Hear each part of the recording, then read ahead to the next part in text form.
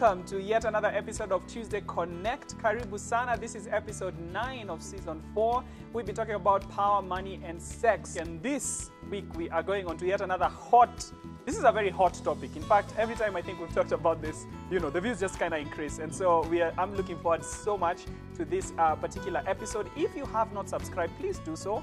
Subscribe to this channel. That way you get to know what content is coming up. If you haven't liked these videos, please subscribe.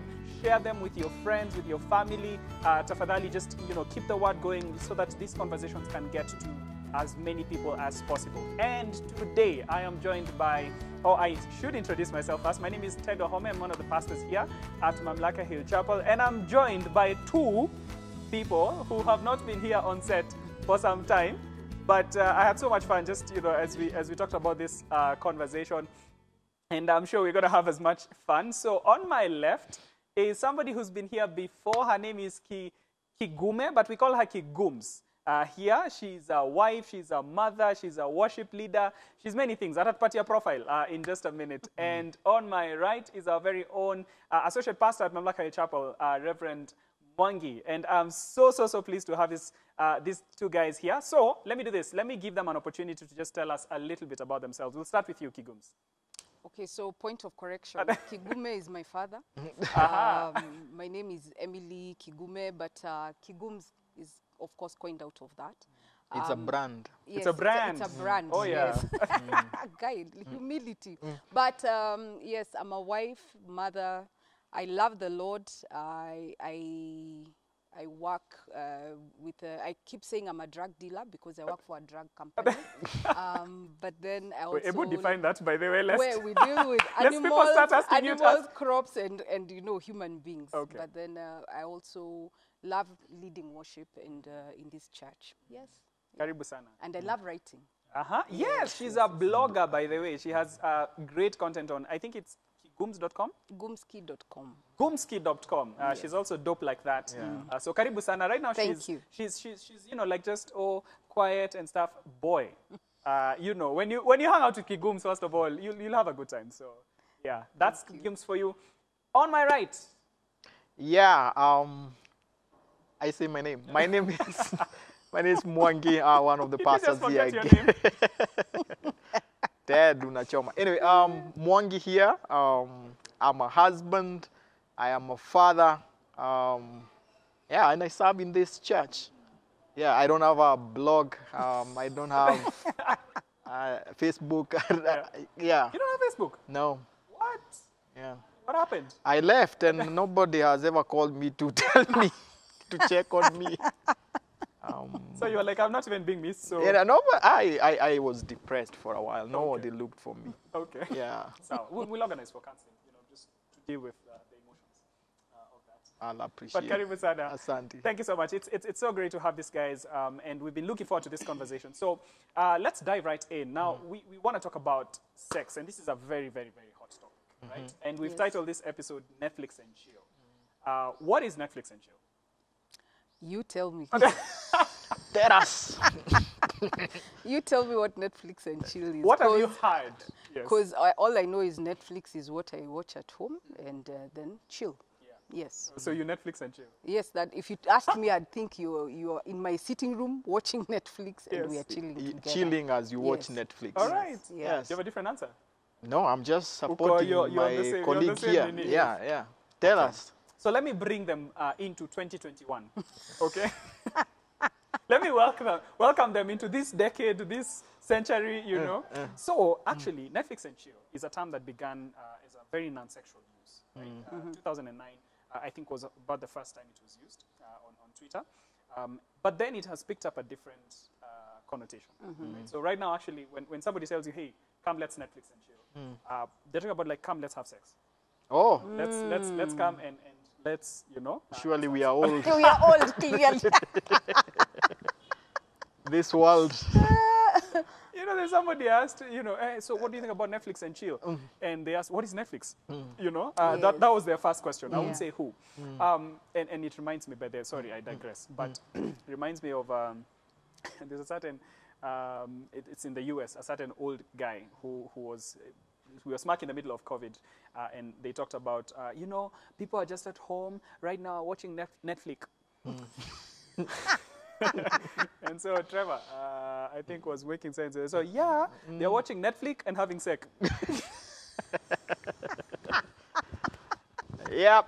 I was like, We can relate with that guy. You can relate. Yeah, we can relate with that guy. But I think we stop here because Ted, you're just displaying our old age on this All this right, pulpit. let me stop your mind. Let me Yeah. stop your Yeah. mind. Yeah. But really, I think that's an appropriate title to just begin this conversation, because I think there's a sense in which our culture has evolved quite a bit.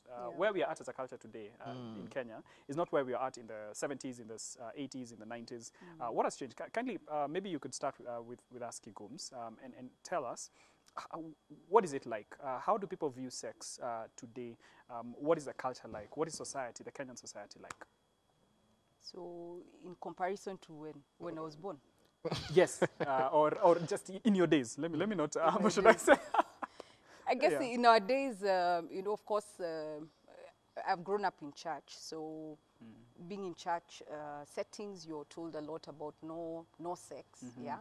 I remember you guys are talking about Netflix and chill. As guys, you know, we used to say kula mandazi. You know, kula mandazi meant you're kissing. Do not kula mandazi, you know, and such terminologies. So I think for me, what I've seen maybe over time is a little bit more casualness with sex. Yeah. And I feel that we don't talk much about, you know, those rules like we used to do in my time. But not to say that back then these things were not happening. Yeah. It was still a challenge. But I think now with the advancement of technology and, you know, all these things being here at your, you know, Fingertips. Yeah. then it's just much more Accessible. to it. Yeah. Yeah. And as we were talking about this, and maybe just thinking through what we want to talk about, Mwangi, you were mentioning something about like matatus nowadays. Actually, things have evolved. It is not just transport to town and home and to work. Yeah. Yeah. I have seen it. In fact, I have narrowed it to, I can actually do a music video that will sell in the matatus. Because it's usually, the plot is the same for all those music videos. It's this man who has finally figured out how to please women. And in this video, he doesn't just have one woman, he has 3 women or 4 who are now naked and ready and to give him sex, literally. So he has cracked that missing link. So he has the money, the cars, the bling bling. Yeah, one video after the other, the casualness that they show some of those things, my ancestors will be staring in their graves to think now what used to be private, that it's actually now public and in a public transport. That's so true. Yeah. And you know, the other day I was watching, I was researching a little bit, and I just what are the 10 most watched videos. So one, I was pleasantly surprised, like kids songs, like Baby Shark. Man, they have views, eh? Baby Shark, I think, has like 7.94 billion views, right? And 4 other songs. But the other 5, really, if you know, remove all the ninis and you just ask yourself what's the content, it's exactly what you talk about. It's sex and stuff like that. But there's even more, I think you were mentioning about matatus and stuff that's going on there. Yeah, the other day I saw a clip of, you know, ladies and guys in a matatu, but it's pole dancing, and I guess the guys are really there. I mean, the chicks are scandalously dressed, and this is in a 3 people are paying to see this, and I just thought, wow, we have gotten to a very low level where we can accept that. Funny enough, the men were fully dressed up to here with hoods. Yeah. But yeah, this is how we've made it, that if you want some entertainment, you can get the entertainment on the road. Yeah. What? So this is happening in Nairobi? In Nairobi. In this city of ours? In this city of ours. What? With these Kenyans of ours. Yeah. Oh, wow. Okay. Yeah. And there's another phenomenon, actually, that has come up a lot.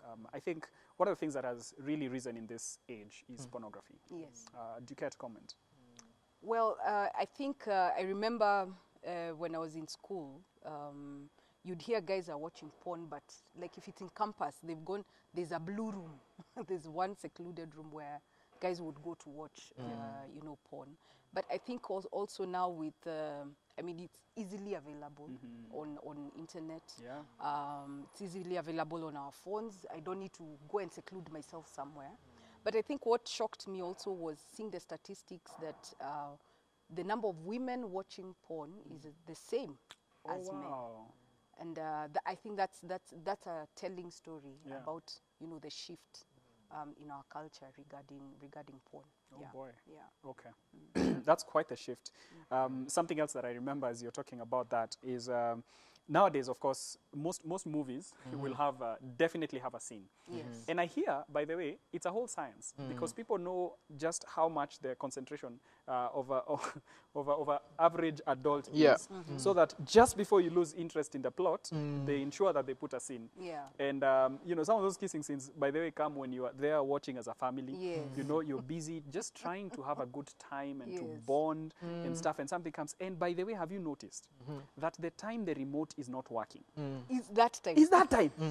Unachukua remote and you start... Na inaangukanga Na chini pia. inaangukanga, you Yeah. know. Before nini, you finish, they are And you're finished. asking everyone. Yeah. As I was telling you earlier, you know, I see different reactions in my home. Yeah. The younger ones will be like, "Is it over?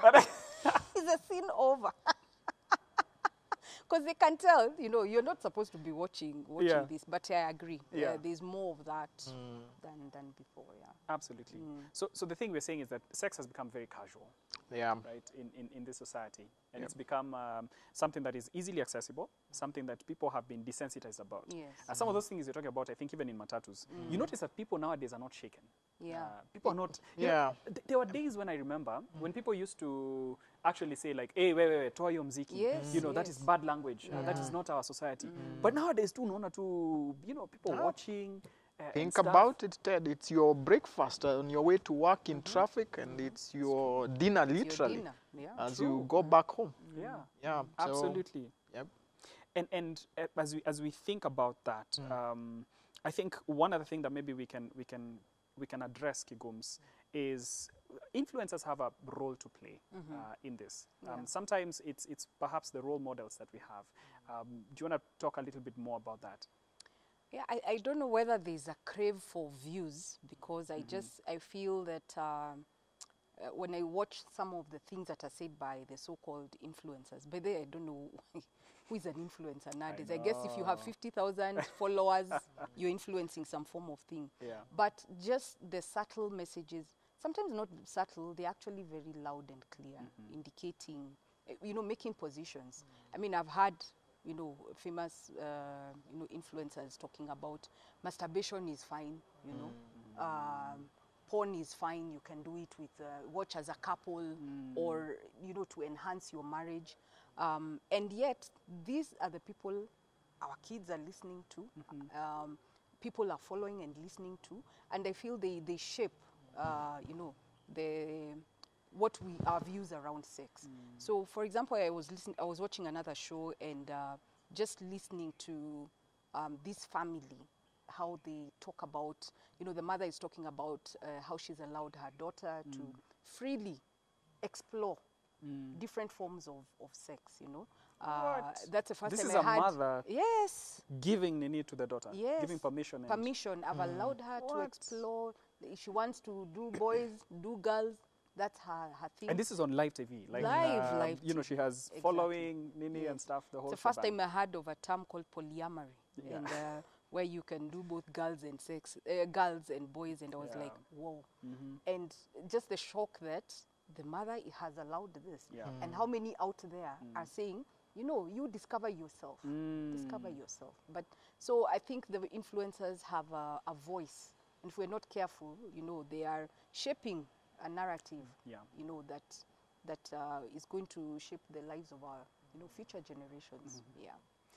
And I think if you're an influencer and you're watching this, perhaps it might be, you know, like what we're saying is you have the power, in a sense, to actually direct how people think, how people, you know, have conversations about, and you're shaping attitudes and stuff like that. And I think there's a responsibility, even as we talk about sex, to actually ensure that the views you're passing are the right views. And actually, speaking of power, Kigums, let me just come back to you again. I think one other thing that maybe we can talk about a little bit is is sometimes sex is used as a power tool, right? Yeah. How does that manifest itself, especially with both chicks and dudes? I think first of all, I blame the men. Yeah. Let it go down on record. I blame the men. They were given dominion over everything, and they've decided. Mongi, you have a rejoinder after this. Yeah. They No, I'm decided, listening you know, carefully. if Please Adam tell had us not how. eaten the fruit, No, you no, no. know, yeah, I don't know, would But be at Eve a ndiye different... alianza kwanza. Yes, but he was given mandate to lead. So anyway, Okay, yeah, that's but true. That's true. I think eventually you've seen it playing out in terms of you know, the money that comes behind sex. You know, when you think of trafficking, sex trafficking, prostitution, pornography itself, this is big cash we're talking about, big money we're talking about. And so how I've seen it is that in my view that as long as I'm dangling the cash, then I'm making, you know, I'm shaping the voice Absolutely. out there. So for me, I feel that has influenced a lot the, you know, who holds the key, who has the power when it comes to sex. Yes, yeah. Oh, you're so right. Any thoughts, Mongi? Yeah, I'm still stuck on her blaming men. And I don't know what we will do. I don't know what we will do because nikienda nyumbani nikatae food. You know, it's still there. problem, you Oh, know. it's a big problem. So, Adam, I feel When does you. this end? I don't know when it will end. It will never end. just Kigums know that. akipika, You know, mata katae kukula. Yeah. So Duh. yeah, but what she's alluding to is this big monster that I had someone call it the unholy trinity of money, power, and sex. Money never comes alone. It Yeah. comes with power. Power. Exactly. And once you have those two, Yeah. oh Lord help us, the next thing man wants or woman wants is sex. True. Yeah, and it's the same patterns we see in the Bible actually, literally. David is poor. Shepherd boy gets to become king, means he is rich, he has has power. power. He will stop at nothing to kill someone to have actually get sex. sex, So yeah. it's the real monster in this life. So true. And only true biblical answers Yeah. can help us stay away from its grips. Yeah. So And- that's why yeah. they are related. They're so intertwined. Intertwined, Like yeah. usually they come, Yeah, you know, yeah. one will come with the other. Oh, and even women who have like a sexual appeal know that they have power over man Exactly. because they know. We just had to go there. Yeah. No, It's just to balance. Yeah, things, just yeah. we need to balance things Yeah. here and ensure, you know, we are tunatetea both the boy child and the girl And the child. girl child. Yeah. So and I think maybe then that's a good place, even as we begin to sort of just wind down on this conversation. This whole culture, or this hookup culture, this Netflix and chill culture, kula mandazi, you know, as we described it earlier, it's had many consequences, right? Mwangi, do you want to start us off on just where has this left us as a society? I know we can spend hours and hours, but maybe just a few things Yeah. that we can start on. I think the first place to start is sex is over glorified. That's why it's a game that everyone wants to get into. Yeah. It's a game that everyone wants to play. So it's placed on such a high pedestal. We all want to get part of the action. And I think what the narrative that we are not told, which is my experience just helping people, is no one tells you the downside of that. No one tells you the tail end of those journeys where I pursued sex, I became so casual with sex. No one tells us the place where it leaves us broken. Yeah. No one tells you that the devil was in the mix. And when you've been that way for a while, when that has been what you've been taking, over time, it's really serious. Ted, I'll tell you, I wish I had time to say this. It's really serious. It's many times landing people into serious mental illnesses. Because at some point you're now not able to reconcile with who people think you are and the things that you do in secret. You understand that? It's a personal inner crisis of knowing at the core of who I am, the things that I do. Even when you see me standing before you guys, I'm really filthy. I think every human being gets there, which all along was the devil's intention. So unfortunately, no one tells you that way of Netflix and chill, that culture, has serious consequences. No one tells you. And it's really, really sad news. Many people testify that they found themselves in very dangerous quarters. Yeah. You know, Mwangi, I think it's so interesting that you should bring that up because, and nowadays we've seen like a heightening of mental health issues. Mental health is becoming such a key part of our society because we know we are struggling in many ways, right? And it's interesting that you should actually, you know, point and connect those two and say that sometimes what a friend of mine calls like sort of like a sort of a schizophrenia that we have, because we have a certain image on one side, people know us at work, in our neighborhoods, this way, in church, and then we have this other side, which we also, you know, have, and there's a personal struggle on the inside. I think that's such a big point, an important one. And if I can add, Ted, the other thing is, I think the thing with this thing we're talking about, the Netflix, and it is the lie that we buy from the enemy. We buy this enemy that it's entertainment for me. Let me get some entertainment. I've been working hard. My friend, you're not being entertained, you're just being educated. And yeah, I think we are being educated. Every time you're watching those movies. That's very tweetable. You know, just a hashtag. Yeah, the devil would love me to know that I'm being entertained, but I'm being educated. And I think for many couples, because I deal with couples, it's the reason why you get married and all of a sudden you have serious big issues, serious issues on the whole area of intimacy. Because you watch so many of these, you are involved in so many of these, so you ended up with certain expectations of how your spouse should behave when you're now married, right? But remember, when you're watching or you're doing these things, when you're watching porn, when you're doing these things, your spouse was not there.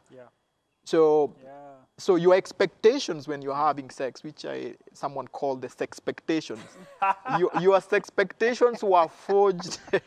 That needs to be tweeted as well. I know.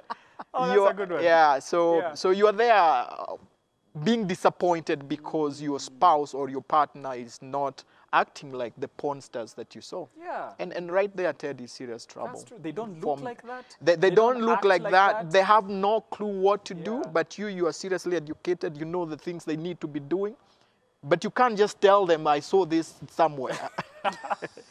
See that? Shida. My Shida. So I guess we don't see the lie behind this casualness. And that's one of the things I think I find about even just the devil. He always has like the hook and the bait. The bait is here, but you never see where the hook is. And I think you've exposed that really well. Maybe I can add something to what Mwangi has said. I think also, of course, the enemy's expectation is to, you know, bring us down. And the fact that we don't speak about these things, it's because there's a lot of guilt and shame that comes about it. So if my life is full of guilt and shame, it's not something I'll openly discuss. Because once you discuss it openly, then you're vulnerable and you allow healing and restoration to come in place. I mean, most of us, if you talked to us, we have stories to tell. You know, I don't want to paint myself as a saint as I sit here because I've had my own issues. And you see how that spells out because of living that lie. You know? So I believe the fact that the guilt and shame consumes us, it holds us back from actually saying, guys, if you go down this road, this is the outcome. This is the outcome. I want to tie that you have just said, guilt and shame, to many people, and psychologists and, you know, counselors and stuff have connected that to even, like, say, drug use. We've lost musicians. We've lost celebrities who couldn't handle, first of all, even just the expectations that are being placed on them. But we've also lost people who just couldn't deal with the guilt and shame. They said that some of the things that are happening right now is more teens are committing suicide. And that's because partly they have these internal struggles that they don't know how to deal with. So when you see someone like taking drugs or maybe going into alcohol and stuff like that, usually it's a pain they're trying to medicate. It's true. It's a coping mechanism, you know. And so and you're right, Mwangi. We never see, like, the whole media scene and social media, and all this TV and stuff will tell us one story, but it never tells us the other side. It never shows us the addictions. It never shows us how people are struggling, what is happening, and stuff like that. And maybe you're even watching this and you are currently struggling. You know, you've probably found yourself in an addictive behavior, and mostly an addictive behavior is just but a symptom. because there's a pain you're trying to medicate and could be revolving around this area, right? And what we want to say as a church is, by the way, that there's help.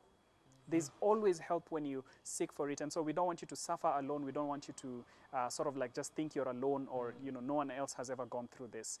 We want you to know that there's actually an opportunity to actually be able to plug into this. Yeah. But Mwangi, even as we close this particular segment, maybe there's a few more things that we can bring up about just where this has led us. I'm thinking about, we've talked about how, for instance, these things sometimes escalate to mental illness and stuff like that. But one of the things is though we have, we've come to normalize sex, it becomes like something that is a part of our culture.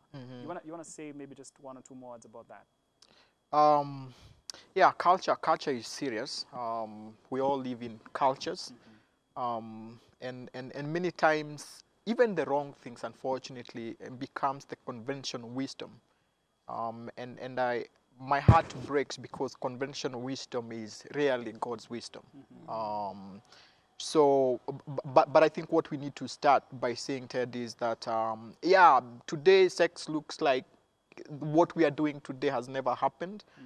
But to say that, we will also be ignorant of the history, including the Bible. There is nothing new we are discovering in 2021. If you're looking at Romans, if you know the history of Rome and the things that are happening, and Paul has to address them in Romans chapter 2, I think chapter 2, they exchanged natural. Chapter 1, chapter 1. So it's, let's just say there is nothing new. There is nothing new. And in that is also the fact that there is always an enemy. There's always an enemy. I think sex is a great thing that God created. And God knew how powerful it is when it's done well and in the right context. But the enemy knows that. We assume the enemy is never there. So the enemy knows that, Ted. And that's why he attacks that. He knows just doing sex outside God's boundaries, how that will break any marriage straight up, right? He knows how that will mess up teens so that by the time they get to their own marriage, they have serious issues. He knows. So I guess that needs to be said, Ted. Oh, wow. Yeah. Thank you.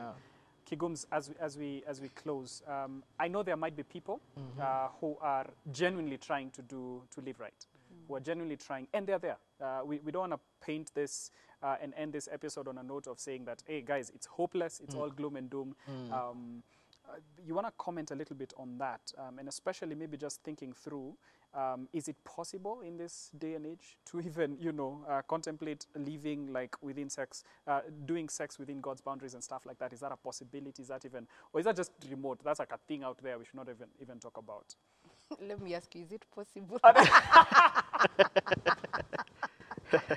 When these things are on your face all the time, I think I empathize and feel with, you know, many who are struggling because, I mean, if you, as you were saying, you wake up, this is what is being put on your face. During the day, any music you're listening to, a simple cartoon, there's some scene, you know, even for the kids. And we're advertising literally gas. Exactly. Can you tractors. imagine? Yes. Tractors. You know, tomatoes, anything. And lawnmowers. And lawnmowers. Everything. It's been over-sexualized. And so I think for me, the key thing is to ask, you know, even us as we live life, to guard our hearts. I think that's very important. Guarding our hearts, what are we watching? What are we allowing to soak in our minds and in our hearts? And not to say that there's, you know, that it's all doomsday. There is hope. There is hope. There is restoration with the love of God. You know, He is concerned about sick people. Sick in the sense of sin. You know, He is really concerned, and there is hope. And so I believe those ones He came for. He came for those ones. They lost. You know, so I feel there is so much hope if we allow ourselves to just walk God's way. And I think what I can also say is, you know, looking at myself as a parent, also the kind of example I'm setting out to my children, because it's very hard to say you're living right, but when you're asked, the kids know what you watch, you know, kind of movies you're watching, what you're entertaining, the kind of music, your kind of language, and they see all these things. And I think that just helps me to really say, okay, there are things I have to cut off. Yeah. You know, I was reflecting on, you know, the Lord's, what is it?